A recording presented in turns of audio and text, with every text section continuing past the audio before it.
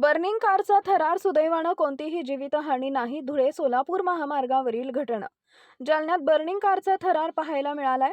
वेगात असलेल्या कारला अचानक आग लागून कारनं पेट घेतलाय. जालन्यातील धुळे सोलापूर महामार्गावरील वडीगोद्री जवळ ही घटना घडली. मात्र नशीब बलवत्तर असल्यानं या घटनेत केवळ कारचंच नुकसान झालं. कारमधील कुणालाही कोणतीही इजा पोहोचली नाही. ज्या कारला अचानक आग लागली ती कार बीडकडून छत्रपती संभाजीनगरकडे जात असल्याची माहिती मिळाली आहे. कारनं पेट घेतल्यानंतर स्थानिकांनी आग विझवण्यासाठी धाव घेतली. मात्र आग आटोक्यात न आल्यानं कार आगीत जळून खाक झाली.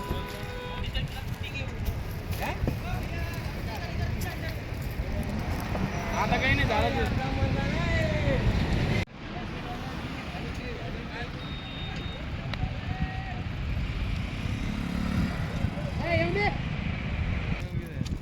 मग ते माणसं कुठे ते गाडीतली ते गाडीतले माणसं कुठे